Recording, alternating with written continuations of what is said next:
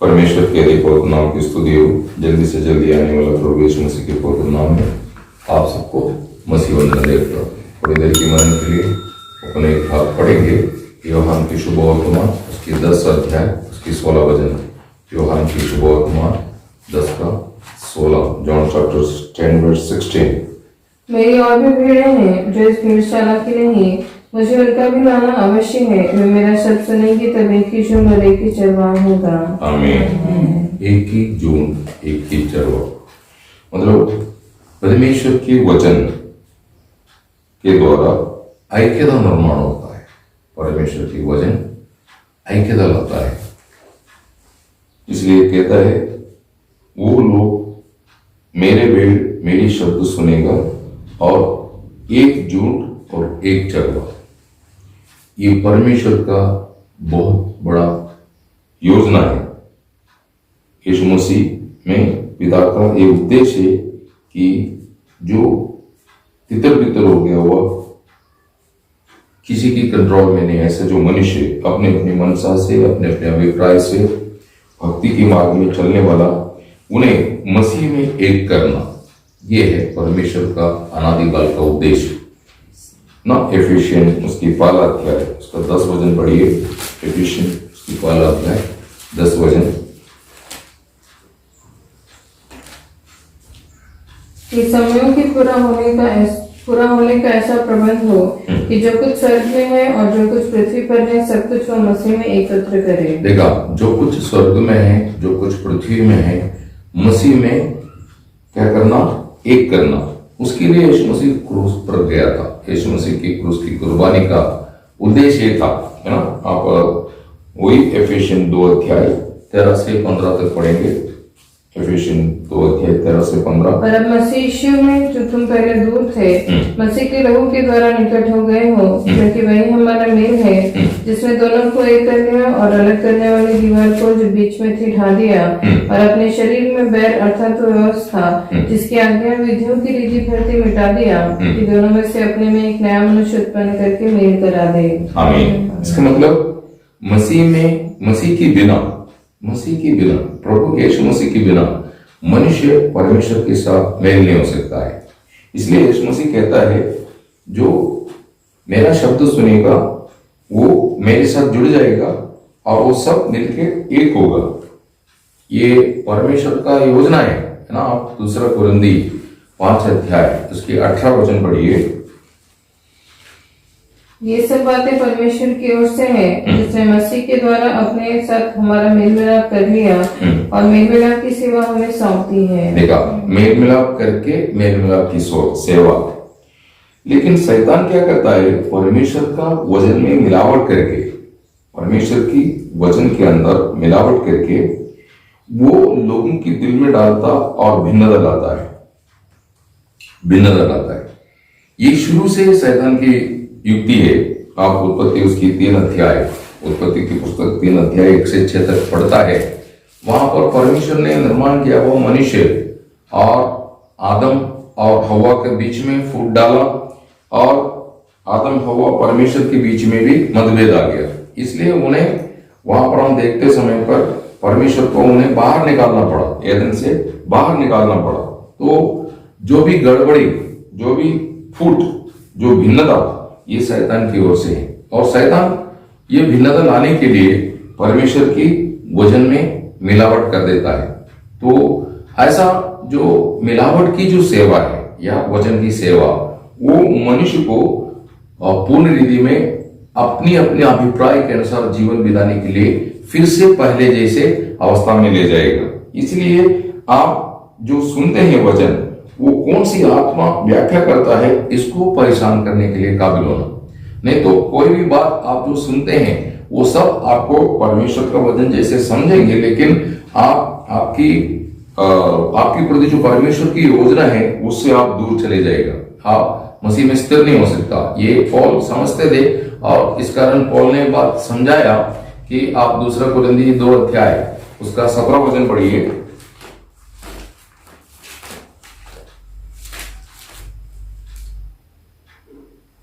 क्योंकि हम उन बहुतों के समान नहीं जो परमेश्वर के वचन में मिलावट करते हैं, परंतु मन की सच्चाई से और परमेश्वर की ओर से परमेश्वर को उपस्थित जानकर मसीह में बोलते हैं। तो पौल जानता था, या पौल के सामने ऐसा सेवा होते थे, तो यीशु मसीह भी ये जानता था। यीशु मसीह भी बोलता था कि शास्त्रीय फरीसी की खमीर से बच के रहना, क्योंकि वो मनुष्य की जैसे सोच करके बात करता था।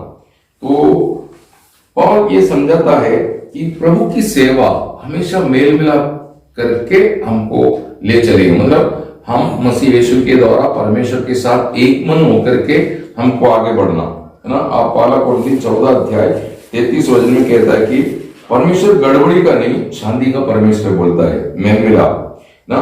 तो आज अनेक लोगों का उद्देश्य आप देखते हैं तो उन लोग चतुराई से गड़बड़ी डालते हैं, मतलब कोई ना कोई नाराजगी, कोई ना कोई भिन्नता मंडली के अंदर लाने की कोशिश करता है। उनकी पीछे उद्देश्य स्वार्थता है, वो अपना महिमा चाहता है। एक आत्मिक व्यक्ति इस बात को पहचान लेते हैं और उसमें से हमेशा अलग रहेगा। देखो, हम जो वचन सुनते हैं वो त्रिएक परमेश्वर का वचन है।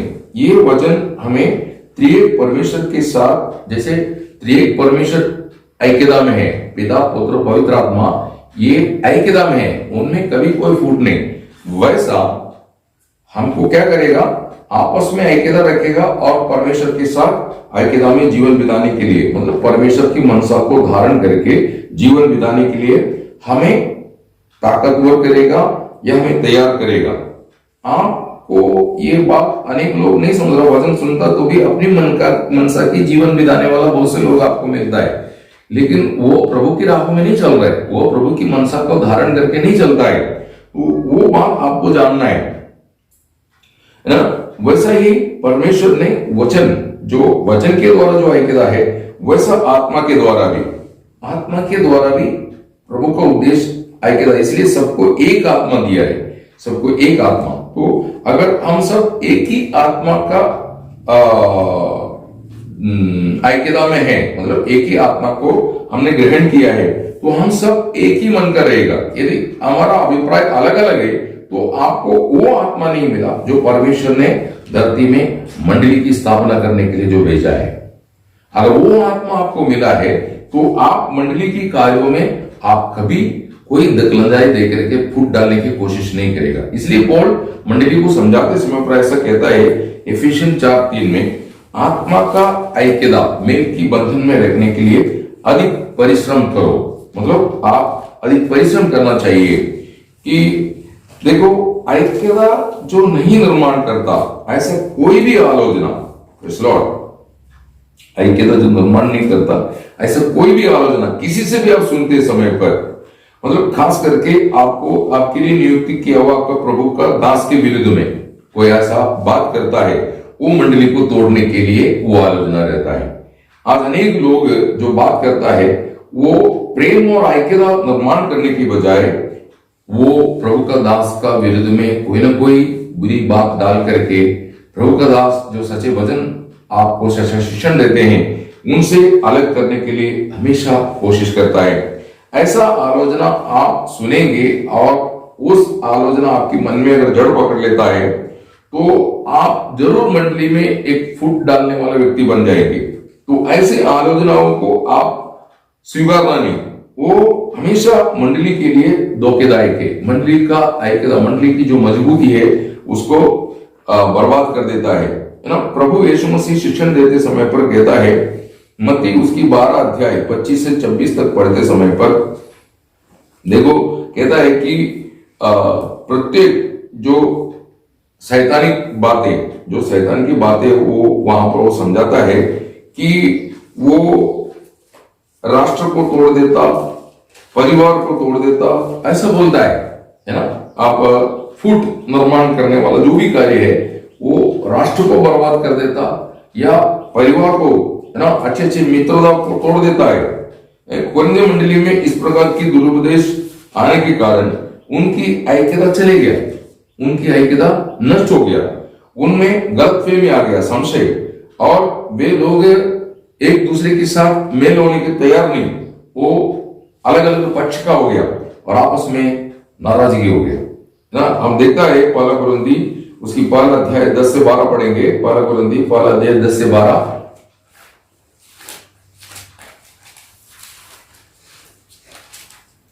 हे भाइयों, मैं तुमसे हमारे प्रभु यीशु मसीह के नाम से विनती करता हूँ कि तुम सब एक ही बात कहो और तुम में फूट ना हो, परंतु एक ही मन और एक ही मत होकर मिले रहो। क्योंकि हे मेरे भाइयों, खलोए के घराने के लोगों ने मुझे तुम्हारे विषय में बताया है कि तुम में झगड़े हो रहे हैं। देखा, दूसरे को भी पता चल गया इनके बीच में ऐसा आपस में ऐक्यता में नहीं है लोग। तो आपका फूट, आपके अंदर निर्माण हुआ भिन्नता, ये हमेशा दूसरों तक आप चर्चा करेगा। इसलिए आप पहली बात फुट होना नहीं चाहिए, हो गया तो वो दूर करना चाहिए, मतलब उसको आगे बढ़ने नहीं देने का। अगर ऐसा बढ़ गया तो आपका आत्मिक जीवन ताकतवर नहीं हो सकता, है ना। ऐसे लोगों को आत्मिक लोग नहीं गिनता, आत्मिक लोगों में गिनता नहीं, है ना। उसका तीसरा अध्याय 3रा वचन पढ़िए। क्योंकि अब तक शारीरिक हो, इसीलिए कि जब तुम में झगड़ा और डाह और झगड़ा है तो क्या तुम शारीरिक नहीं। देखा, जब तुम्हें झगड़ा और डाह होता है तो तुम वही मनुष्य के समान है जो उद्धार पाने से पहले जो लोग होते हैं। तो आज आप कहता है कि मैं उद्धार पाया, यीशु मसीह की आत्मा को ग्रहण किया है, तो सब में एक ही आत्मा आया है, तो हम आपस में प्रेम में ऐक्यता में बढ़ना चाहिए। ये कभी शैतान होने नहीं देगा। इसलिए आप इस बात के लिए प्रार्थना भी करना चाहिए और समर्पित जीवन बिताना भी चाहिए, है ना। अभी देखो, गलाती मंडली की चरित्र हम देखते समय पर उनमें कुछ ऐसा दुरुपदेश घुस गया, वो प्रभु का दास का विरुद्ध में भी उन लोग झगड़ा करने लग गया। प्रभु का दास को उन्होंने एक्सेप्ट ही नहीं कर रहे, है ना। आप गलातियों की पत्रिका 4 अध्याय 14 से 17 पढ़ेंगे।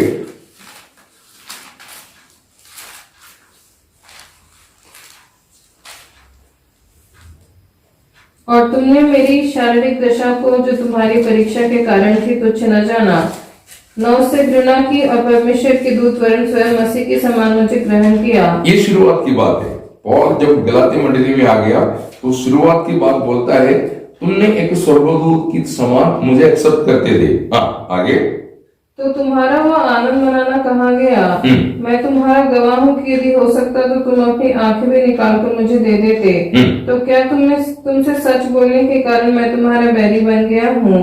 वे तुम्हें मित्र बनाना तो चाहते हैं पर भले उद्देश्य से नहीं। देखा, वे जो दूसरे लोगों के बारे में बोलता है, कुछ ऐसा लोग जो तुम्हारे बीच में आया हुआ है, वो तुम्हें उनकी मित्र बनाना चाहता, परंतु भले उद्देश्य से नहीं कर रहे उन लोग। आगे, वरन तुम्हें अलग करना चाहते हैं। अलग करना चाहता है मतलब मसीह से, प्रभु के दास से, प्रभु का प्लान और उद्देश्य से अलग करना चाहता है कि तुम उन्हीं को मित्र बना ले, उन्हीं को मित्र बना ले, ताकि फिर बाद में आकर के मंडली में प्रभु का दास के साथ और प्रभु का आलोचना के साथ उन लोग कभी एक मन नहीं हो सकता, है ना। इसलिए पौल बहुत दुखी हो गया, है ना। आप उसका 5 अध्याय उसकी 10 वचन पढ़िए।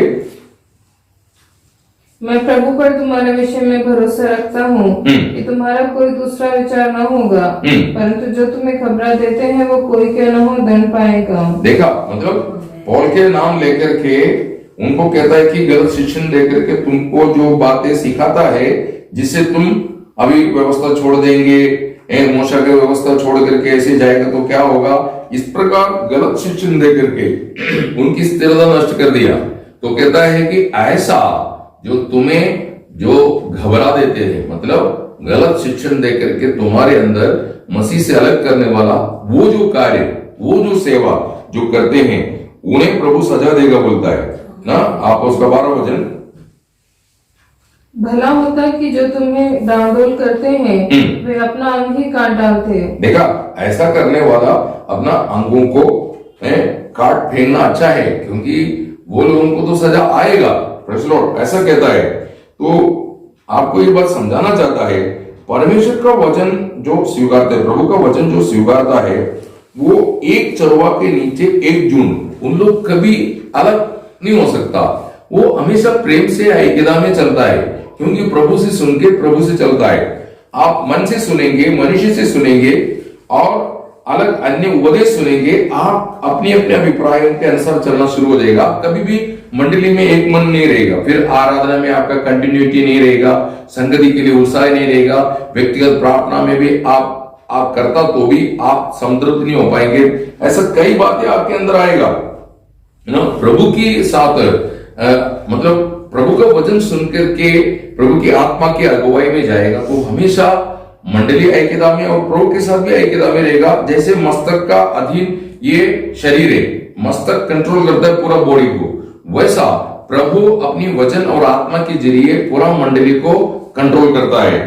उस रीति में मंडली की फंक्शन है ना। आप 1 कोरिन्थी 6:17 में कहता है जो प्रभु के साथ हो लिया वो प्रभु के साथ एक आत्मा हो गया बोलता है। तो हम सबको एक ही आत्मा मिला है, तो एक ही मस्तक का अधीन होने वाला हम सब, हमें ईश्वरीय बुद्धि मतलब प्रभु यीशु मसीह की वो स्वभाव हमें बढ़ते जाएगा। देखो ये वचन में जो आपको दिया जा रहा है, ये वचन में आप किसी मनुष्य की संकल्प नहीं आया है। वचन अलग अलग व्यक्ति के द्वारा प्रभु लिखवाया, लेकिन उस वचन के अंदर कंप्लीट कार्य पूरा परमेश्वर की मनसा है।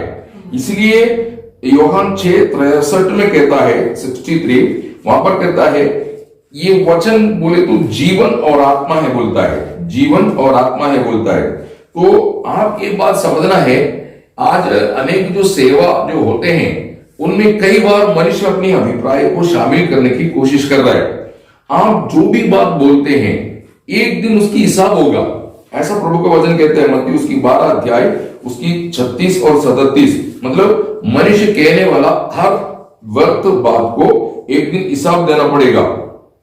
तो मंडली जीवन में बना रह करके आपस में प्रेम में बना रह करके जो जीवन बिताना चाहिए, लेकिन ऐसा कार्य ना करे जो मंडली ऐक्यता में चलते हैं, प्रेम में चलते हैं, उन्हें पीछे खींचने की ऐसे शब्द कभी ना बोले। ये बात हमको बहुत तकलीफ देगा, है ना। आपको मालूम है पौल कहता है मैं जाने के बाद कुछ ऐसे लोग तुम्हारे बीच में से खड़े होगा और छेले लोगों को पीछे खींचने वाला कुछ ऐसी बातें आपको बताएंगे। ये पौल जानता था, क्योंकि वहां का अवस्था जान करके प्रभु दास को ये बात प्रकट हो गया कि कुछ लोग ऐसा है जो इनकी ऐक्यता तोड़ेंगे, इन्हें पीछे खींचने की कोशिश करेगा ना। प्रेरितों की चरित्र उसकी 20 अध्याय Acts of Apostle chapter 20 verse 30 आप पढ़िए। तुम्हारे ही बीच में से भी ऐसे ऐसे मनुष्य उठेंगे जो चेलों को अपने पीछे खींच लेने के लिए टेढ़ी मेढ़ी बातें कहेंगे। हाँ, मंडली में फूट डालने के लिए बाहर से कोई आने वाला नहीं, मंडली में से ही किसी को इस्तेमाल करेगा। घर के अंदर फूट डालने के लिए बाहर से कोई आने वाला नहीं, घर के ही व्यक्ति को इस्तेमाल करेंगे, तभी वो ज्यादा इफेक्ट होता है। ये बात आपको समझ में आना चाहिए, है ना। आपको शैतान इस्तेमाल करने लायक नौबत नहीं आना चाहिए। यूहन्ना उसकी 10 अध्याय उसकी 10 वचन, यूहन्ना 10 का 10 पढ़िए। चोर किसी और काम के लिए नहीं परंतु केवल चोरी करने और घात करने। देखा, चोर यहाँ पर शैतान के संबंध में बात किया। आपको मालूम है एदन में पाप नहीं था, एदन सुख शांति से भरा हुआ एक स्थान था, लेकिन शैतान उसमें आने के लिए शैतान सर्प को इस्तेमाल किया। सर्प के अंदर घुस के सर्प के द्वारा हवा को बहका दिया। देखो आप सर्प मतलब वो प्राणी जो एदन में थे उस पर शैतान का वर्चस्व मतलब युक्ति प्रबल हो गया। इसी मुताबिक मंडली में कोई ऐसा दुर्बल है उस व्यक्ति की जीवन में होकर के शत्रु आपके विरुद्ध में कार्य कर सकता है। आपको मालूम है पतरोस को प्रभु ने बोला, वहां शिष्यों को पूछा मैं कौन हूं? ऐसा लोग क्या बोलता है कोई यिर्मयाह है, कोई यूहन्ना बपतिस्मा देने वाला है, कोई भविष्यवक्ता में से कोई है। तो यीशु मसीह बोला ठीक है लोग जो बोलते जाने दो, लेकिन तुम क्या बोलता है? तो तुरंत पतरोस ने बोला तुम जीवित परमेश्वर का पुत्र क्रिस्त है बोला। तो बोलता है बरयोना शिमोन तू धन्य, क्योंकि तेरे को ये प्रकटीकरण मांस और लहू ने नहीं मेरे पिता ने दिया, क्योंकि मेरा पिता आपको प्रकाश नहीं करता तो ये बात आपको समझ में नहीं आएंगे। तो जब शैतान ये बात जान लिया, ये व्यक्ति पतरोस ये परमेश्वर का प्रकाश मतलब परमेश्वर का प्रकटीकरण प्राप्त किया हुआ एक व्यक्ति है, तो ये जो बोलेगा वो बात को मान्यता है। इसका मतलब परमेश्वर की वचन या परमेश्वर की उपदेश जो इस्तेमाल करते हैं उसी को ही शैतान मनुष्य को बहकाने के लिए इस्तेमाल करेगा। और किसी को दारू पीने वाला या चोरी करने वाला या ऐसा कोई समाज में बहुत अच्छा सामाजिक सेवा करने वाला, इनको किसी को नहीं इस्तेमाल करने वाला। मंडली में जो अच्छा वचन सिखाता है या अच्छा वचन प्रचार करता है या अच्छा गीत गाता है, अच्छा गवाही से जो चलते हैं, उन्हें शैतान अपने हाथ में लेने की कोशिश करेगा। इसलिए चुने हुओं को बरमाने की कोशिश करेगा, ऐसा बोलता है, चुने हुओं को बरमाने के लिए। तो मत्ती 16 अध्याय 21 से 23 यीशु मसीह और पतरस के बीच में जो बातचीत है वहां पर हम देखता है। तो आज होने वाला कई टेलीफोन कॉल्स और आपस की जो चुपके जो बातें होते हैं, वो सब परमेश्वर के उद्देश्य के खिलाफ एक बात लोगों को समझाएंगे तो लोगों को समझ में नहीं आता, क्योंकि उनकी मस्तक को शैतान ने बांध चुके हैं।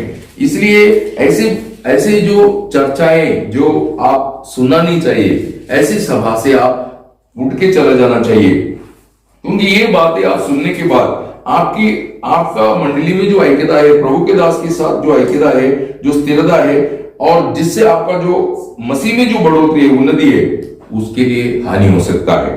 Praise the Lord. प्रभु के दास का काम है आपको समझाना और समझ के जीवन बिताना, ये आप लोगों का कर्तव्य है। आज बहुत से लोग देखो, बहुत एक समय बहुत प्यार से रहता था, लेकिन अभी खुशी से प्रेज़ द लॉर्ड भी नहीं बोल सकता। क्यों? क्योंकि शैतान ने उनके दिल में जहर भर दिया है।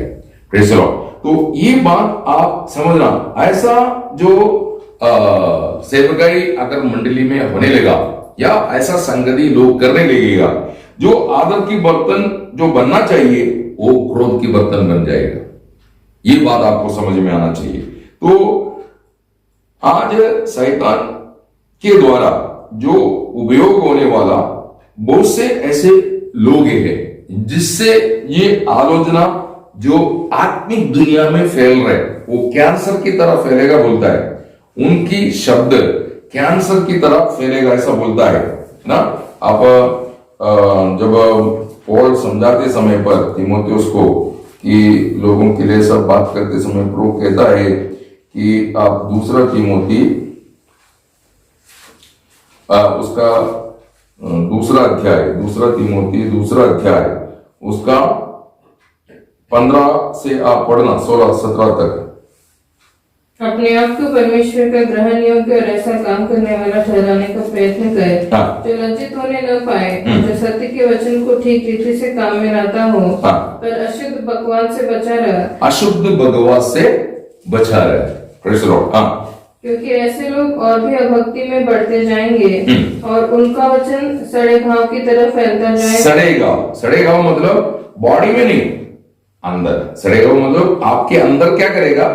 घाव पैदा कर देगा। Praise the Lord. आपके अंदर घाव पैदा करेगा, जिससे आपको आत्मिक जीवन में पुष्टि नहीं पा पाएंगे। प्रेज़ द लॉर्ड, है ना। आपको मालूम है कैंसर आपकी ब्लड में अगर घुस जाता है, आपकी शरीर में ब्लड है परंतु ताकत नहीं पकड़ सकता, हमेशा दुर्बल रहेगा। इसी मुताबिक है। तो इस प्रकार की उपदेशों में जो आदमी फंसता है, तो ऐसा उपदेश, ऐसे आलोचनाएं आप स्वीकारते हैं, उनमें कोप, क्रोध, ईर्ष्या, मुंह से आने वाला बुराई, दुर्भाषण है, ये सब धीरे धीरे बोलना शुरू हो जाएगा।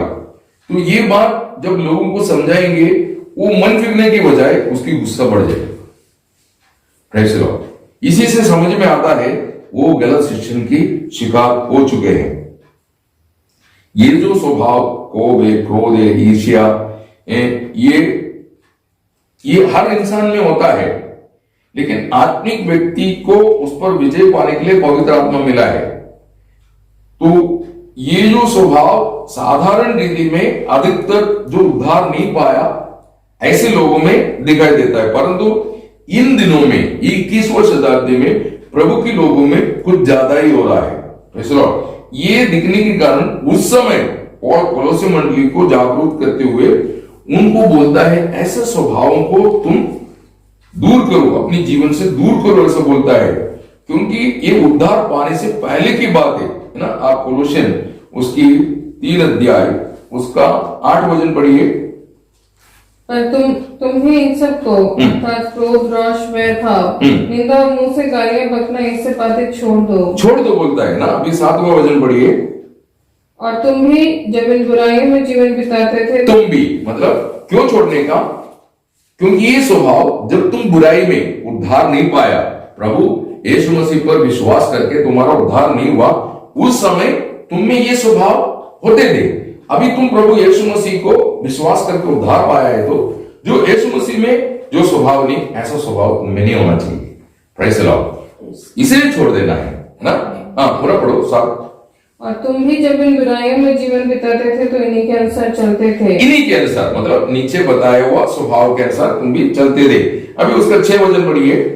इन्हीं के कारण परमेश्वर का प्रकोप आज्ञा न मानने वालों पर पड़ता है। मतलब ऐसा स्वभाव से जीवन बिताएगा तो प्रॉब्लम क्या है? आप प्रभु का वचन पूर्ण रीति में पालन करके जीवन नहीं बिता सकता है। तो इसलिए परमेश्वर का क्रोध उन पे आते थे। अभी इस्राएल को कनान देश में लाने से पहले वहां पर 7 तरीके की जाति लोग रहते थे। ये 7 तरीके की जाति लोगों को प्रभु क्यों निकाला? क्योंकि प्रभु को क्रोध दिलाने वाला ऐसा आदतें उन लोग करते थे। तो प्रभु ने वहां पर बोला, ये जाति के लोग, ये जो 7 जाति जो यहाँ रहते हैं, मुझे क्रोधित दिलाने वाला, मुझे नापसंद का कार्य करते थे, इसलिए मैं उनको निकाल करके ये देश तुम्हें देता हूं। तो तुम जब कनान देश में आने के बाद मिस्रैम की चाल में नहीं चलना, तुम्हारे सामने ये जाति जो जा रहा है उन्हें भी फॉलो मत करना। मेरी वचन, मेरी उपदेश, मेरी आदर्शों में तुम चलना चाहिए। वही नया नियम में भी मतलब हम शरीर में था, मतलब हम पुराना मनुष्य में थे, तो प्रभु ने हमको पुराना मनुष्य से बाहर ला करके जीवन और आत्मा दिया। तो जीवन की आत्मा की व्यवस्था के अनुसार हमको चलना है। तो जीवन की आत्मा की व्यवस्था के अनुसार आप चलने के लिए आप में जो भी ऐसे बातें हैं वो बढ़ाने वाला या उसको सपोर्ट करने वाला ऐसे उपदेशों में शामिल नहीं होना। Praise the Lord. मतलब कौन पूर्ण है, वो प्रभु सब समझता है, कोई प्रॉब्लम नहीं, ऐसा नहीं है। प्रभु ये पवित्र आत्मा आपको दी है, तो पवित्र आत्मा के जरिए आपकी मलिनता को धो के शुद्ध करने के लिए दिया है। ये भोजन की शिक्षण इसलिए होता है, इसलिए मंडली जीवन दिया है। तो आप जब ऐसे स्वभावों को नष्ट करेगा तभी आप मसीह के स्वभाव में सिद्ध होगा। Praise the Lord. फिलिपियन 2:5 में कहता है, जैसा मसीह के स्वभाव है वैसा तुम्हारा स्वभाव, जैसे मसीह की स्वभाव है वैसा तुम्हारा स्वभाव। आज ऐसा मसीह की स्वभाव से जीवन बिताने वाला लोग जो परमेश्वर के आदर की बर्तन है ना। आपको मालूम है बरनबास के बारे में बोलता है, बरनबास की प्रेरितों की चरित्र 11:22 से 24। बरनबास ऐसा मनुष्य था, जब उन लोगों के बीच में गया तो उन्होंने को एक दूसरे के साथ मेल मिलाप से सिद्ध होने के लिए या मेल मिलाप से जुड़ के जीने के लिए बरनबास ने उनको सहायता की, बोलता है ना। आप उसका प्रेरितों की चरित्र 11:22 से 24 पढ़िए। जब उनकी चर्चा यरूशलेम की कलीसिया की सुनने में आई तो उन्होंने बरनबास को अन्ताकिया भेजा। वह वहां पहुंचकर और परमेश्वर के अनुग्रह को देखकर आनंदित हुआ और सबको उपदेश किया कि तन मन लगाकर प्रभु से लिपटे रहो।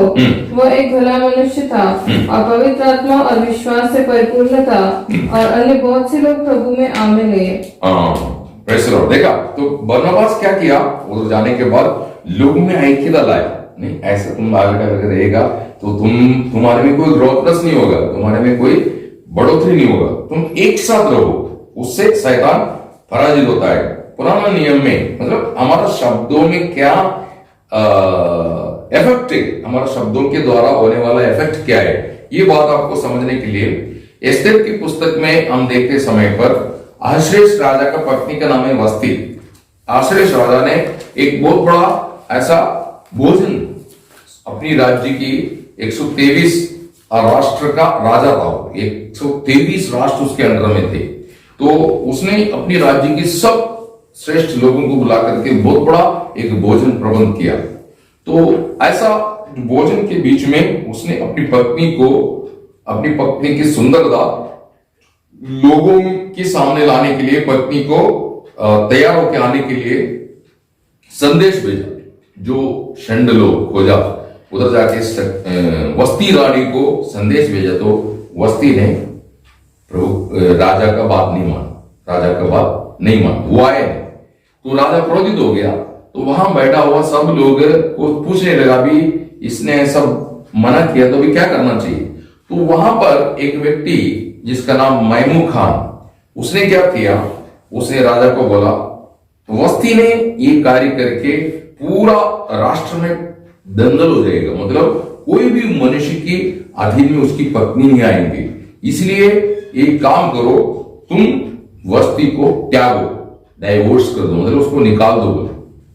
देखो महबूब खान जिस रीति में एक्सप्लेन किया उस रीति में राजा ने कार्य भी किया, लेकिन वहां पर अगर बोलता गलती हो गया उसको माफ कर दो, उसको एक तरह अवसर देना चाहिए, ऐसा उनको उनकी क्रोध बढ़ाने की बजाय उसको अगर तसल्ली दिया होता, वो परिवार नहीं टूटता, वो परिवार नहीं टूटता।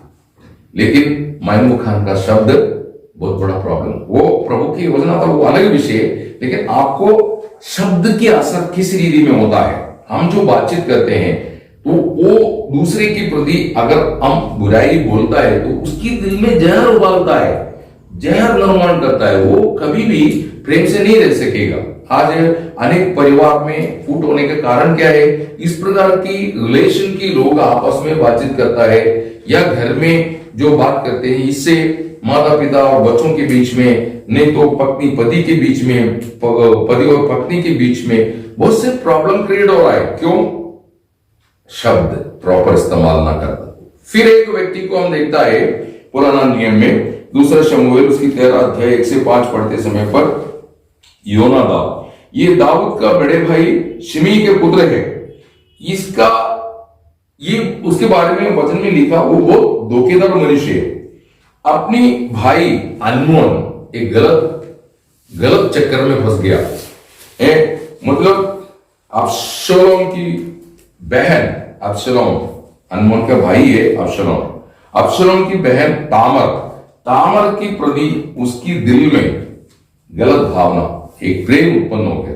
अभी उसको वो तामर को अपनाने के लिए बहुत जोर आ गया, तो अदोनिया उसको गलत उपाय बता दिया, तुम एक काम करो, तुम अपने आप को क्या बोलने का, मैं बीमार हूं, मेरा बहन तामर मेरे घर पे आना चाहिए, मुझे कुछ भोजन वस्तु तैयार करके मुझे खिलाना चाहिए। ऐसा बोलने के कारण क्या हो गया, दाऊद तामर को अनमोन के पास भेजा, अनमोन उसके लिए भोजन तैयार किया तामर ने और अनमोन को खिलाने के लिए, तो अनमोन सबको बाहर निकाल दिया। बाहर निकालने के बाद उसने तामर के साथ जबरदस्ती की, बलात्कार किया और इसराइल के बीच में एक बुरी गवाह आ गया, जिससे क्या हो गया मालूम है, आगे जाकर के उस घर में इस प्रकार की रेप हो गया, खून हो गया, वो परिवार में आपस में झगड़ा हो गया, अब्शलोम आखिरी में अनमोन को मार डाला। प्रेशर देखा अदोनिया, ये योनादाब क्या समझाना चाहिए, भाई ये गलत है, ऐसा नहीं सोचना चाहिए, ऐसा उनको सही समझ देना चाहिए। हम कुछ गलत कदम उठाते समय पर या आपको दिखता है फलाना व्यक्ति गलत कदम उठा रहा है, आप उनको सही रास्ता दिखाना चाहिए। प्रेज लॉर्ड, कभी भी गलत रास्ता नहीं बताने का, उसमें कितना भी लाभ क्यों ना हो, लेकिन गलत रास्ता नहीं बताने का। ऐसा यदि आपका स्वभाव है तो प्रभु आपसे नफरत करता है। प्रेज लॉर्ड, कि मतलब आप लोगों को सही रास्ता दिखाने के लिए मसीह में नियुक्त किया व्यक्ति है, आप लोगों को गलत रास्ता दिखा देगा तो आपसे प्रभु नफरत करता है ना। नीति सूत्र उसकी 6 अध्याय 16 से 19 तक पढ़ते समय पर प्रभु नफरत करने वाला या घृणा करने वाला कुछ स्वभाव के बारे में वहां पर वर्णन कर रहा है। थोड़ा पढ़ेंगे आप नीति सूत्र अर्थात नीति वचन प्रोवर्ब्स 6:16 to 19। 6 वस्तुओं से यहोवा बैर रखता है, वरन 7 है जिससे उसको घृणा आती है, अर्थात घमंड से चढ़ी हुई आंखें, झूठ बोलने वाली जीभ और निर्दोष का लहू बहाने वाले हाथ, अनर्थ कल्पना गढ़ने वाला मन, बुराई करने को वेग से दौड़ने वाले पांव, झूठ बोलने वाला साक्षी और भाइयों के बीच में झगड़ा उत्पन्न करने वाला मनुष्य। हाँ, ये स्वभाव परमेश्वर को पसंद नहीं, यीशु मसीह की स्वभाव नहीं है ये ना। तो वो कोई भी क्यों ना हो, प्रभु उसको जरूर सजा देगा बोलता है। यदि हम भी उनके साथ ऐसे स्वभाव में रहने वाले लोगों के साथ जुड़ जाएगा, ये आदत आपके अंदर भी आ जाएगी। ऐसा प्रॉब्लम है, ऐसे लोगों से जुड़ करके आप चलेंगे, आपकी दिल और दिमाग में भी ये स्वभाव आएगा और आप भी ऐसे रिएक्ट करना शुरू हो जाएगा। प्रेज़ द लॉर्ड ना। तो आप मंडली जीवन में प्रवेश होने के बाद आप अपने जीवन को परखो, अभी आप में कौन सी स्वभाव बढ़ रहा है? मसीह का स्वभाव बढ़ रहा है या मसीह के खिलाफ की बातें बढ़ रहा है, जो अभी हमने यहां पर पढ़ के सुना है ना। अभी देखो योना कि गलत आलोचना से परिवार पूर्ण रीति में आग में आ गया, आग में आ गया। और वो महमूद खान ने सिचुएशन को ना समझ करके गलत आलोचना दी है, और आलोचना से क्या हो गया, बस्ती रानी अपना पति से अलग हो गया। तो ये सब बातें आपको समझाने के लिए कई लोग मंडली में कई कुछ ऐसी बातें बोलने के कारण कई लोग मंडली छोड़ के जाता है, और उनके दिल में प्रभु का दास एक बहुत बड़ा भयानक व्यक्ति बन जाता है। वो बहुत गुस्सा आता है उसको, उसका सेवा कुछ उद्देश्य से, ऐसा कई बातें। आप लोगों की गवाही को तोड़ करके आपको क्या लाभ मिलेंगे? आपको भी एक दिन प्रभु के सामने जाना है। आपके पास क्या गवाही था? प्रभु ने दिया वो गवाही है। तो वो गवाही दूसरी की गवाही को बर्बाद करने के लिए आप कभी इस्तेमाल ना करें। Praise the Lord. आप हमेशा ये वादे, अभी यूदा चोरी करता था, हमारे भी यूदा इस्करियोत चोरी करता था, लेकिन यीशु मसीह कभी अपनी 11 शिष्यों को बताया नहीं, उसको अवसर देते गए मन फिरने के लिए। प्रेज़ द लॉर्ड, है ना। गलती कोई करता है तो भी आप क्या करना चाहिए? आप वो बात प्रभु का दास के सामने लाना और उसके लिए प्रार्थना करना। ये नहीं कि आप प्रभु का दास के विरुद्ध में बोले, एक दूसरे के बीच में झगड़ा करें और मंडली में ऐसा कुछ बात निर्माण हो जाए, आपको क्या लाभ मिलने वाला? Praise the Lord. ऐसा करके किसी का भी भला होने वाला नहीं। तो प्रभु का वचन में कहता है, कल भी हमने सुना, बुराई के बदले बुराई कौन करता है? बुराई के बदले बुराई कौन करता है? जानवर। बुराई के बदले बुराई कौन करता? जानवर। आपको मालूम है, एक बैल दूसरे को मारेगा तो वो बैल उसी बैल को मार देगा। एक कुत्ता दूसरे को काटेगा, वो कुत्ता उसको भी काटेगा। तो बुराई के बदले बुराई करने वाला जानवर का स्वभाव है। भलाई के बदले में भलाई करना वो मानसिक स्वभाव है। तू मेरा भला करता, मैं भी तेरा भला कर देता हूं। ये सोच किसका है? मनुष्य का है। बुराई के भलाई के बदले बुराई कौन करता है? भलाई के बदले बुराई कौन करता है? सैतान। ये सैतानिक स्वभाव है ना। और बुराई के बदले भलाई कौन करता है? वो क्रिस्ती। Praise the Lord. तो हम अगर क्रिस्ती है तो हम कभी बुरा नहीं करेंगे किसी का, हम सबका भला करेंगे। Praise the Lord. आज अनेक लोग ये बात को नहीं समझ रहा है। तो आप आदर के बर्तन होने के लिए प्रभु ने बुलाया। आज आप एक आदर के बर्तन हैं क्या? प्रभु आपका प्रशंसा कर सकता है क्या? आपका स्वभाव, आपकी चाल चलन, आपकी काम को देख के प्रभु आपको प्रशंसा करेगा क्या? तो अगर ऐसा नहीं तो फिर से आपको बोलता है मन फिरो। प्रेज़ द लॉर्ड ना। 2 तीमुथियुस 2:21 वचन में कहता है, तो हम अपनी जीवन के उस स्वभावों को दूर करके प्रभु के लिए आदर के बर्तन बनने लायक अपनी जीवन समर्पण करना है। तो प्रभु जब सेवा करता है, प्रभु का वचन जो आता है, वो उसका उद्देश्य क्या है? प्रभु के साथ और हम आपस में एक मन हो, हमारे बीच में कोई झगड़ा, कोई नाराजगी कभी ना हो। क्यों मालूम है? ऐक्यता अनुग्रह की चाबी है। Praise the Lord. ऐक्यता अनुग्रह की चाबी है। आपकी प्रार्थना में ऐक्यता है तो वो प्रार्थना सुना जाएगा, आशीषित होगा, ऐसा बोलता है ना। आप देखते समय पर प्रेरित लोग एक मन होकर प्रार्थना की, प्रभु उन्हें आशीष दिया, बोलता है ना। प्रेरितों की चरित्र 4:31। फिर उसका 12:5 में मंडली एक मन होकर प्रार्थना की, पत्रोस बंदी गृह से निकाला गया, बोलता है। प्रेरितों की चरित्र 16:25 में देखता है, पौल और सिलास एक साथ प्रार्थना की, बंदी गृह का नींव हिल गया, सब सुगंध हो गया, बहुत बड़ा कार्य हो गया, बोलता है। Praise the Lord. आपको ये बात समझ में आना चाहिए, ऐक्यता अनुग्रह की चाबी है। ऐक्यता उन्नति लाता है। एक पौधा जो आप लगाता है, बीज डालता है, वो मिट्टी में लगने के बाद वो जड़ पकड़ता है। मिट्टी के साथ ऐक्यता में आ गया तो मिट्टी में जो पुष्टि है वो सब वो पौधा को मिलता है और वो पौधा बढ़ने लगता है। इसी मुताबिक मंडली में यीशु मसीह में जड़ पकड़े बिगर, ऐक्यता में आए बिगर आप उन्नति नहीं पा सकता है। Praise the Lord. इसलिए मस्तक के साथ ऐक्यता में रहो, बोलते हैं। Praise the Lord. मस्तक बोले तो प्रभु यीशु मसीह के साथ हम ऐक्यता में रहना चाहिए। Praise the Lord.